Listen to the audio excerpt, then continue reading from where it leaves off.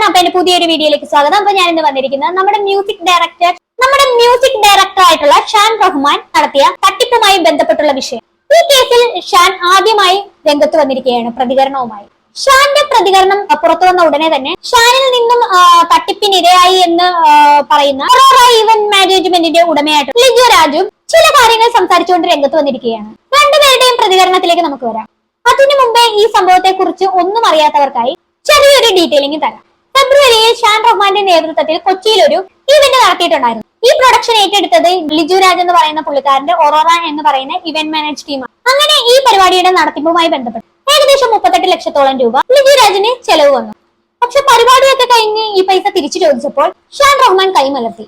പൈസ ഒന്നും കൊടുത്തില്ലെന്ന് മാത്രമല്ല, പുള്ളിക്കാരനെ ഭീഷണിപ്പെടുത്തിയെന്നുള്ളതാണ് ആരോപണം. അങ്ങനെ ഷാനെതിരെ ലിജു വഞ്ചന കുറ്റത്തിന് കേസ് കൊടുത്തിട്ടുണ്ടായിരുന്നു. ഈ ഒരു വിഷയത്തിലാണ് ഷാൻ റഹ്മാൻ പ്രതികരണവുമായി വന്നിട്ടുള്ളത്. ലിജുവും ഷാനും ആദ്യമായി പരിചയപ്പെടുന്നത് ഒരു മ്യൂസിക് ഇവന്റുമായി ബന്ധപ്പെട്ടിട്ടാണ്. ദുബായിലാണ് ആദ്യമായി ഷാൻ റഹ്മാൻ ഉയരെ എന്ന് പറയുന്ന ആ ഒരു മ്യൂസിക് പരിപാടി സംഘടിപ്പിച്ചത്. അത് വളരെയധികം ഹിറ്റ്. അങ്ങനെയാണ് ഇതേ പേരിൽ തന്നെ നാട്ടിലും ഒരു പരിപാടി സംഘടിപ്പിക്കാമെന്ന് വിചാരിച്ചത്. അതിന്റെ മ്യൂസിക് പ്രൊഡക്ഷനുമായി ബന്ധപ്പെട്ട് എന്ന് പറയുന്ന കമ്പനിയെ പുള്ളിക്കാരൻ കോൺടാക്ട് ചെയ്തു. ഉദയ പ്രോ എന്ന് പറയുന്ന കമ്പനിയാണ് കോൺടാക്ട് ചെയ്തത്. ഈ ഉദയ പ്രോയുടെ സിഇഒ ആയിരുന്നു ഈ ലിജു.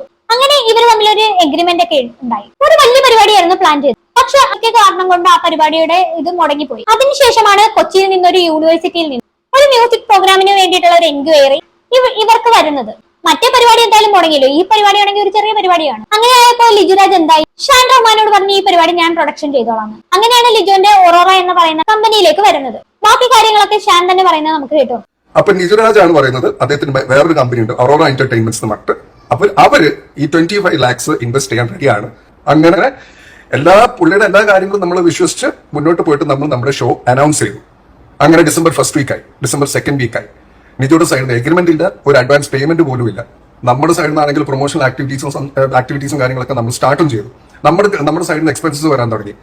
അങ്ങനെ ഇരിക്കാൻ ഞങ്ങൾ നിജുവിനോട് ചോദിച്ചു, നിജു ഈ 25 lakhs ഇൻവെസ്റ്റ്മെന്റ് എന്നുള്ളതൊന്ന് 35 lakhs ആക്കാൻ പറ്റുമോ? കാരണം നമ്മുടെ സൈഡിൽ നിന്ന് എക്സ്പെൻസസ് ഇങ്ങനെ ബിൽഡപ്പ് ചെയ്ത് വരാൻ തുടങ്ങി. അപ്പൊ അതിന് അദ്ദേഹം എഗ്രി ചെയ്തില്ല. പകരം നമുക്ക് പ്രോഫിറ്റിന്റെ ഷെയറിംഗ് മാറ്റാം എന്ന് രണ്ടുപേരും മ്യൂച്വലി എഗ്രി ചെയ്തു. അതായത് നേരത്തെ 70-30 ആയിരുന്നു, 70 നിജു 30 നമ്മൾ എന്നുള്ളത്. അത് മാറിയിട്ട് 60-40 മാറി. 60 നിജുവിനും 40 നമുക്കും. അങ്ങനെ ജനുവരി 14 ആയി. നിജു എഗ്രിമെന്റും തരുന്നില്ല, പൈസയും തരുന്നില്ല, ഒന്നുമില്ല. അപ്പൊ ഞങ്ങളുടെ സൈഡിൽ നിന്ന് ഒരു എഗ്രിമെന്റ് ഡ്രാഫ്റ്റ് ചെയ്തിട്ട് നിജുവിന് അയച്ചു കൊടുത്തു. അപ്പൊ പുള്ളി ജനുവരി 16 ഒരു 5 ലക്ഷം രൂപ എന്റെ കമ്പനിയിലേക്ക് ഇട്ടു. അപ്പൊ ഈ ഒരു 5 ലക്ഷം നിങ്ങളൊന്ന് ഓർത്ത് വെക്കണം. കാരണം എന്താണെന്ന് വെച്ച് കഴിഞ്ഞാൽ ഈ 5 ലക്ഷത്തിന് പറ്റി പുള്ളി FIR മെൻഷൻ ചെയ്തിട്ടില്ല. പിന്നെ പുള്ളിയുടെ മൊഴിയിലും, പോലീസിന് പുള്ളി കൊടുത്ത മൊഴിയിലും ഇങ്ങനെ ഈ 5 ലക്ഷം പ്ലസ് GSTയുടെ ഒരു അഡ്രസ്സും ഇല്ല. അങ്ങനെ 24 ഷോയുടെ തലേ ദിവസം ആ വെന്യൂവിൽ പോയപ്പോഴാണ് ഞെട്ടിക്കുന്ന ഒരു സത്യം ഞാൻ മനസ്സിലാക്കുന്നത്. അതിന്റെ പ്രൊഡക്ഷൻ കമ്പനി മുഴുവൻ മാറി എന്നുള്ളത്. അതായത് ഉദയപ്രോ അല്ല പ്രൊഡക്ഷൻ ചെയ്യുന്നത് എന്നുള്ളത് എനിക്ക് അവിടെ വെച്ചാണ് എനിക്ക് മനസ്സിലാവുന്നത്. ഇത് ആസ് എ പാർട്ട്ണർ എന്നോട് ചെയ്യേണ്ട ഒരു കാര്യമില്ല, ആസ് എൻ ആർട്ടിസ്റ്റ് എന്നോട് ചെയ്യേണ്ട കാര്യമില്ല. കാരണം അത് വളരെ വൈറ്റൽ ആയിട്ടുള്ള ഒരു ചേഞ്ച് ആണ് അവിടെ നടത്തിയിരിക്കുന്നത്. അത് നമ്മളിൽ നിന്നത് മറച്ചു വെച്ചു. പിന്നെ ലാസ്റ്റ് മിനിറ്റ് ആയതുകൊണ്ട് ഞാൻ ഒന്നും മിണ്ടില്ല, എന്തെങ്കിലും ആവട്ടെ എന്ന് വിചാരിച്ചു. അത് ശരി, പ്രൊഡക്ഷൻ കമ്പനി മാറിയത് ഷാനെ അറിയിക്കേണ്ടതായിരുന്നു. കാരണം ഷാൻ ആണല്ലോ ഈ പരിപാടിയുടെ മെയിൻ ആളെന്ന് പറയുന്നത്. പക്ഷെ അറിയിക്കാതിരുന്നത് ഷാൻ പറയുന്നത് പോലെ അത്രയും വലിയ കൊടുച്ചതിയായിട്ടൊന്നും എനിക്ക് തോന്നിയിട്ടില്ല. ഇവിടെ ഇപ്പൊ പരിപാടി നടന്നെന്നുള്ളതാണല്ലോ പ്രയോറിറ്റി. എന്തായാലും ഭംഗിയായിട്ട് പരിപാടി ഓർഗനൈസ് ചെയ്തിട്ടുണ്ട്. അയാളുടെ കമ്പനിയായ ഒറോറ കമ്പനിയുടെ പേരിൽ പരിപാടി നടത്തണം എന്നുള്ളതായിരുന്നു അയാളുടെ ആഗ്രഹം. പക്ഷേ ഫിനാൻഷ്യൽ ഇഷ്യൂസ് കാരണം നടന്നില്ല. അതുകൊണ്ടാവണം ചിലപ്പോൾ മറ്റു പ്രൊഡക്ഷൻ കമ്പനിയോട് അയാൾ സഹായം ചോദിച്ചത്. ഒരു പരിപാടി ഏറ്റെടുത്തിട്ട് അത് പണം ഇല്ലാത്തത് കൊണ്ട് നടത്താതിരിക്കാൻ പറ്റില്ലല്ലോ. അത് ആ കമ്പനിക്ക് തന്നെ ചീത്തപ്പേരല്ലേ. പിന്നീടാണെങ്കിൽ മറ്റു പരിപാടികൾ കിട്ടാനും ബുദ്ധിമുട്ടായിരിക്കും. അതുകൊണ്ടായിരിക്കണം പ്രൊഡക്ഷൻ മാറിയ വിവരം ഷാനെ അറിയിക്കാതിരുന്നത്. എന്നാലും ബാക്കി കൂടെ കേട്ടോക്കാം. അപ്പൊ ഇതൊരു രസകരമായ മറ്റൊരു കാര്യം എന്താണെന്ന് വെച്ച് കഴിഞ്ഞാൽ ഈ പ്രൊഡക്ഷൻ കമ്പനി, അതായത് ഇപ്പൊ ഉദയപ്രോ അല്ലാന്ന് നമുക്ക് മനസ്സിലായല്ലോ, നമ്മളെ അറിയിച്ചതുമില്ല. ഈ പുതിയ പ്രൊഡക്ഷൻ കമ്പനിയെ ഇദ്ദേഹം സമീപിക്കുന്നത് ഷാൻ റഹ്മാന്റെ പ്രൊഡക്ഷൻ മാനേജർ എന്ന് പറഞ്ഞിട്ടാണ്, അല്ലാതെ ഉയരയുടെ പാർട്ട്ണർ എന്ന് പറഞ്ഞിട്ടല്ല. ബാക്കിയുള്ള എല്ലാ സ്ഥലങ്ങളിലും ഇദ്ദേഹം ഉയരയുടെ പാർട്ട്ണറാണ്. കാരണം പോസ്റ്റിലെ പേരുണ്ട്, പുള്ളിയുടെ ടാഗ് ഉണ്ട്, എല്ലാം ഉണ്ട്. ഈ ഒരു സ്ഥലത്ത് മാത്രം പുള്ളി ഷാൻ റഹ്മാന്റെ പ്രൊഡക്ഷൻ മാനേജർ. എന്താണെന്ന് വെച്ച് കഴിഞ്ഞാൽ ഷോ കഴിഞ്ഞിട്ട് ഇനി എന്തെങ്കിലും ഇഷ്യൂസോ കാര്യങ്ങളോ ഉണ്ടെങ്കിൽ അതിന്റെ റെസ്പോൺസിബിലിറ്റീസിന് പുള്ളി മാറി. അപ്പൊ ഇതൊരു കാൽക്കുലേറ്റഡ് മൂവ് ആയിട്ട് എനിക്ക് തോന്നി. അങ്ങനെ ഉയരെ ഷോ കഴിഞ്ഞു, നമ്മുടെ സൈഡിലുള്ള പേയ്മെന്റ്സും കാര്യങ്ങളൊക്കെ സെറ്റിൽ ചെയ്യാൻ തുടങ്ങി. ആ സമയത്ത് നിജു ഒരു 45 ലക്ഷത്തിന്റെ ഒരു ബില്ലുമായിട്ട് വന്നു. അപ്പൊ ഇത് എന്തിന്റെ ബില്ലാണെന്ന് റൈറ്റിംഗിൽ തരാൻ പറഞ്ഞു. കാരണം മനസ്സിലായില്ല. അപ്പൊ റൈറ്റിംഗിൽ വന്നപ്പം അത് ഈ 45 ലക്ഷം എന്നുള്ളത് 47 ആയി. പിന്നീട് അത് 51 നിങ്ങളൊരു കാര്യം മനസ്സിലാക്കണം, നിജു പാർട്ട്ണറാണ്. പാർട്ട്ണർ എന്ന് പറഞ്ഞിട്ട് ഇൻവെസ്റ്റും ചെയ്തില്ല. എന്നിട്ട് ഈ പറയുന്ന പോലെ നിജുയുടെ എക്സ്പെൻസ് കൂടെ ഞങ്ങൾ കൊടുക്കണം എന്ന് പറഞ്ഞു കഴിഞ്ഞാല് അത് എവിടുത്തെ ന്യായമാണത്? അപ്പൊ അങ്ങനെയൊക്കെയാണ് കാര്യങ്ങൾ. പൈസ കൊടുക്കില്ല എന്നുള്ള കാര്യം ഷാൻ തന്നെ ഇവിടെ തുറന്ന് സമ്മതിക്കുകയാണ്. എന്നിട്ട് എന്തൊക്കെയോ ന്യായങ്ങളൊക്കെ പറയുന്നുണ്ട്. പക്ഷെ ആ ന്യായങ്ങളൊന്നും ഇവിടെ വാലിഡ് ആവുമെന്ന് എനിക്ക് തോന്നുന്നില്ല. കൊടുക്കാനുള്ള പൈസ കൊടുക്കുക തന്നെ വേണ്ടേ?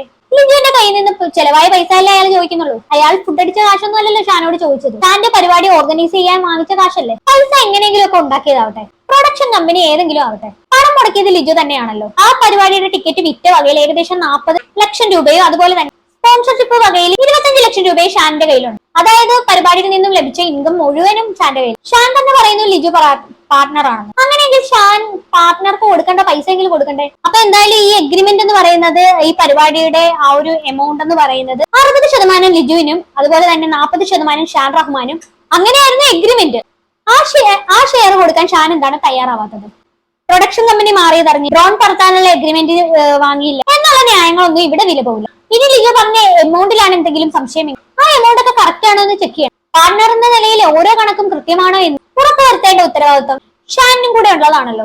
ഓരോ കണക്കും കൃത്യമാണോ എന്നുള്ള കാര്യങ്ങളൊക്കെ ഉറപ്പുവരുത്തേണ്ടത് ഷാൻ റഹ്മാന്റെയും കൂടെ കാര്യമാണല്ലോ. ലിജു ഇവിടെ കണക്ക് കൃത്രിമത്വം കാണിച്ചു അതിന് ശിക്ഷിക്കപ്പെടേണ്ടത് തന്നെയാണല്ലോ. എന്തായാലും കേസായതല്ലേ, അതിനൊക്കെയുള്ള തീരുമാനം വൈകാതെ ഉണ്ടാവുമെന്ന് പ്രതീക്ഷിക്കും. പരിപാടിയുടെ സൗണ്ട് ആൻഡ് ലൈറ്റ്സ് ഒക്കെ തുടങ്ങിയ പരിപാടികൾ കൈകാര്യം ചെയ്ത അതിന്റെയൊക്കെ തുക താൻ സെറ്റിൽ ചെയ്യാൻ ശ്രമിച്ചു എന്ന്. എന്നാൽ ലിജു അത് മുടക്കിയെന്നും ഒക്കെയാണ് ഷാൻ തുടർന്ന് പറയുന്നത്. എന്താണ് ഇതിലെല്ലാം ഓർഗനൈസ് ചെയ്തത് ലിജു ആണ് അതിന്റെ കണക്കുകളൊക്കെ തീർക്കേണ്ടത്. എന്നാൽ ഷാൻ അത് നേരിട്ട് സെറ്റിൽമെന്റ് ചെയ്യാനാണ് ശ്രമിച്ചത്. ഒരൊറ്റ പൈസ പോലും ലിജുവിന്റെ കയ്യിൽ എത്തരുത് ഷാൻ ഒരു നിർബന്ധമുള്ളത് പോലെ അല്ലേ. എന്തായാലും ഇതിനൊക്കെ മറുപടിയായി ലിജു കുറച്ച് കാര്യങ്ങളൊക്കെ പറയുന്നുണ്ട്. അതും കൂടെ ഞാൻ കണ്ടത് മനസ്സിലായി. അതിനകത്ത് ബ്രോ അവര് അയച്ചേക്കുന്ന സാധനം മീൻസ് ആ വീഡിയോ കണ്ടന്റ് ഫുള്ള് സ്ക്രിപ്റ്റഡ് ആണ് എന്ന് എനിക്ക് പറയാനുള്ളൂ. കാരണം ഞാൻ വേറെ ഒന്നും ചോദിക്കില്ല, അവരുടെ ലാഭോ പ്രോഫിറ്റോ ഒന്നുമല്ല പണിയെടുത്ത കാശാണ് ചോദിച്ചത്. മനസ്സിലായി. ഓക്കെ, അപ്പൊ അതിനകത്ത് അവർ പറയുന്നത് വേറെ എന്തൊക്കെയോ കാര്യങ്ങളോ, അവർ പ്രൂഫ് പോലും ഇല്ലാത്ത രീതിയിലുള്ള കാര്യങ്ങളാണ് പറയുന്നത്. ഫസ്റ്റ് ഓഫ് ഓൾ അത്. പക്ഷെ അതിനകത്ത് അവർ പറയുന്നുണ്ട് ഞാൻ 25 ലക്ഷം രൂപ ഇൻവെസ്റ്റ് ചെയ്ത് പ്രൊഡക്ഷനും ചെയ്തു കൊടുക്കാന്നൊരു വേർഡ് പറയുന്നുണ്ട്. ഞാൻ അങ്ങനെ ഒരു കാര്യം പറഞ്ഞിട്ടേ ഇല്ല. എവിഡൻസ് ഉണ്ട്. ഞാൻ അത് ബ്രോയ്ക്ക് അയച്ചത്. എന്നോട് പറഞ്ഞ അവരെ ഉയരയുടെ കോസ്റ്റ്, ഞങ്ങളുടെ കോസ്റ്റ് 25 ലക്ഷം രൂപ ലാൻഡ് ഡീലാണെന്ന് പറഞ്ഞേക്കുന്നത്. ശരി. ലാൻഡ് ഡീൽ മീൻസ് അവരുടെ ടോട്ടൽ സിംഗേഴ്സിന്റെ കോസ്റ്റ്, അവരുടെ ട്രാവൽ, അവരുടെ അക്കോമഡേഷൻ, അവരുടെ ഫുഡ്, എവറിത്തിങ്, അവരുടെ പ്രാക്ടീസ് ഉണ്ടെങ്കിൽ അത് എവറിത്തിങ്. അതായത് നമ്മളൊരു ഷോ ചെയ്യുമ്പോൾ നമ്മളൊന്നും അറിയണ്ട, ഒരു ടീം വന്ന് ഷോ ചെയ്തിട്ട് അവർ പോകും. അങ്ങനെയാണ് ലാൻഡ് ഡീലായിട്ടാണ് എന്നോട് പറഞ്ഞ് 25 lakhs ആണ് അവർ ഉയരുടെ കോസ്റ്റ്. ശരി. അത് കഴിഞ്ഞ് എന്നോട് പറഞ്ഞൊരു കാര്യം, അവര് മിനിമം 35 lakhs സ്പോൺസർഷിപ്പ് ഇതിൽ കൊണ്ടുതരാം. എന്നിട്ട് മാർക്കറ്റിംഗ് ക്രിയേറ്റീവ്സ് ഞങ്ങൾ നോക്കാം. അതിന് ഞങ്ങൾക്ക് പ്രോഫിറ്റ് ആയിട്ട് 40% വേണമെന്നാണ് എന്നോട് പറഞ്ഞത്. അതിനും പ്രൂഫ് ഉണ്ട്. കാരണം ഞാൻ അയച്ച മെസ്സേജിൽ എനിക്ക് അയച്ചു തന്ന മെസ്സേജ് അത് വാട്സാപ്പിൽ കിടപ്പുണ്ട്. ഞാൻ അത് പോകണമെങ്കിൽ ബ്രോയ്ക്ക് ഇപ്പൊ ഷെയർ ചെയ്യാം. ഞാൻ ഇതിനകത്ത് ഒരു കള്ളത്തരവും പറയുന്നില്ല.